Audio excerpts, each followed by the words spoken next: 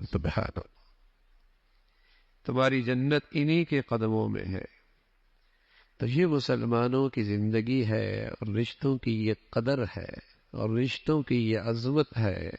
بوڑھا ماں باپ گھر کا سرمایہ ہے، دولت ہے، برکت ہے، دنیا کی بھی برکت ہے اور آخرت کی نجات کا بھی ذریعہ ہے۔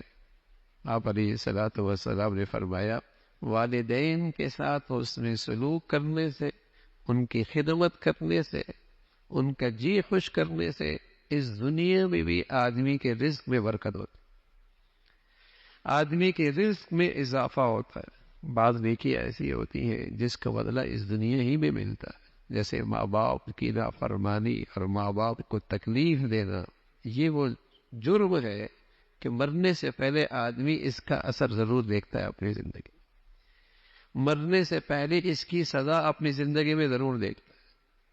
اور ایک یہ ہے کہ ماں باپ کے ساتھ حسن سلوک ہے، ان کی دعائیں لینا ہے، ان کی خدمت کرنا ہے، تو دنیا کے اندر بھی اللہ اس کے رزق میں برکت عطا فرماتے ہیں، اور اللہ رب العزت اس کے رزق میں اضافہ فرماتے ہیں۔ ایک موقع پہ اللہ نے قرآن میں جب اپنی بات کی نا، ایک جملہ کا بس، اللہ تعبدوا الا ایہ، اور جب بات اماں ابا کی آئی تو کم از کم 7 جملے کہے۔ اپنی بات کہی ایک جملہ، اللہ تعبدوا الا ایہ، والدین کی بات آئی، وبالوالدین احسانا اما یبلغن عندک الکبر احدهما او کلاهما فلا تقل لهما اف ولا تنهرهما وقل لهما قولا کریما واخفض لهما جناح الذل من الرحمة وقل رب ارحمهما كما ربياني صغيرا۔ اتنی طویل بات کی جب ابا اماں کے ساتھ اس نے سلوک کی بات آئی، اور خصوصاً جب ماں باپ بوڑھے ہو جاتے ہیں، ان کے اعصاب کمزور ہو جاتے ہیں، برداشت کم ہو جاتی، اب وہ خدمت کے زیادہ محتاج ہو جاتے ہیں، اب وہ خدمت کے زیادہ محتاج ہوتے ہیں، اور بسا اوقات دماغ کی کمزوری کی وجہ سے بچوں کی سی ان کی عادت بھی ہو جاتی ہے، کچھ چچڑا پن بھی ہو جاتا ہے۔ تو خاص طور پہ زندگی کے اس مرحلے کے لیے اللہ نے اولاد سے کہا ہے، دیکھو اف نہ کرنا، تکلیف نہ دینا، کندھے جھکا کے رکھنا، ہر وقت خدمت میں رہنا، خدمت میں رہنا، کندھے جھکا کے رکھنا۔ خاص طور پہ یہ جو زندگی کا موسم ہوتا ہے، جب پوری قوت اعصاب کی کمزور ہو جاتی ہے، بس وقت ساری توانائی زبان پہ آ جاتی ہے کہ وہ کہتے ہیں کہ میں بولتا رہوں، یہ سنتے رہے، اور بس اوقات ان میں ایسی عادت اور ضد ہو جاتی جیسے بچوں میں ہو جاتی۔ تو خاص طور پہ فرمایا اس بڑھاپے کی عمر میں وہ تمہاری خدمت کے زیادہ محتاج ہیں، اور اس موقع پہ تم ان کا جی خوش کرنا، ان کی خدمت میں لگے رہنا، اور فرمایا یہ سب کچھ بھی کرتے رہنا، خدمت کا ادا نہیں کر سکتے۔ اللہ سے درخواست کرنا، رب ارحمہما کما ربیانی صغیرا، اللہ تو ان پہ رحم فرما دے جیسے یہ بچپن میں ہم پہ شفقت کیا کرتے تھے۔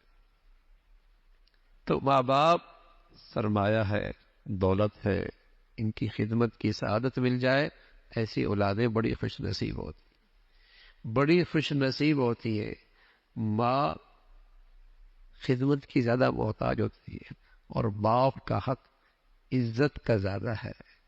ہاں، بس اوقات آدمی ماں سے زیادہ بے تکلف ہوتا ہے، باپ سے اتنا نہیں ہوتا، تو ماں خدمت کی زیادہ محتاج ہوتی ہے، اور باپ عظمت کے لحاظ سے، عزت کے لحاظ سے اس کا حق بڑا ہوا ہوتا ہے، اس کی اطاعت، اس کی فرما برداری۔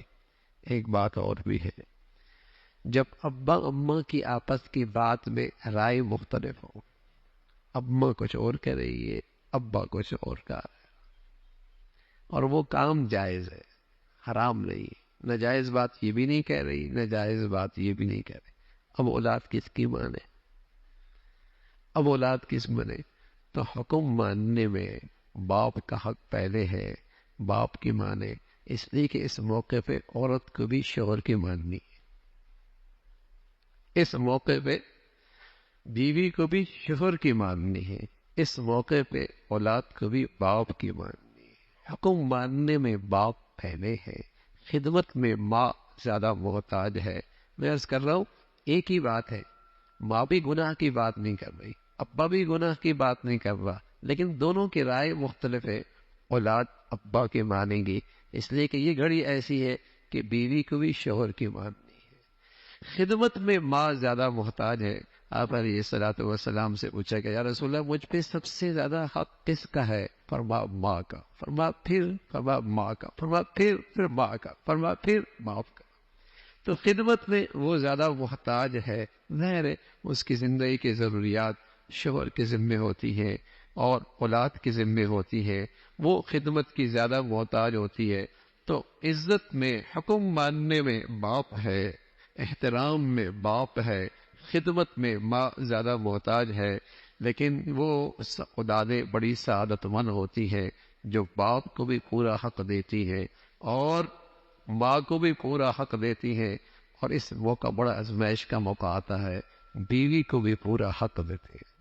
بیوی کی حق کی وجہ سے ماں کی حق تلفی نہیں کرتے، اور ماں کی حق کی وجہ سے بیوی کے ساتھ زیادتی اور ظلم نہیں کرتے، اور بیوی کا حق ادا کرنے میں اپنے باپ کی بے احترامی نہیں کرتے۔ ہر ایک کا اپنا اپنا حق ہے، اپنا اپنا دائرہ ہے۔ وہ اولادیں بڑی خوش نصیب ہوتی ہیں جو سب کے حقوق ادا کر کے سب کی دعائیں لیتی ہوئی دنیا سے جاتی ہوں، اور یہ بہت بڑی کامیابی ہے۔ فرمایا جنت ہے، جنت، فرمایا ماں باپ جنت ہیں، اور ایک روایت فرمایا جہنم بھی ہے۔ مانو گے جنت میں جاؤ گے، نافرمان رہو گے، ناراض رکھو گے، تکلیف دو گے، جہنم میں ہے۔ اللہ رب العزت ہمیشہ ہمیں اپنے والدین کے قدردانی نصیب فرمائے، اور جن کے چلے گئے ہمیشہ انہیں اپنی دعاؤں میں اور ان کے لیے بخشش کرنے کی اللہ توفیق نصیب فرما دے۔ اللہم لک الحمد کلو ولک الشکر کلو۔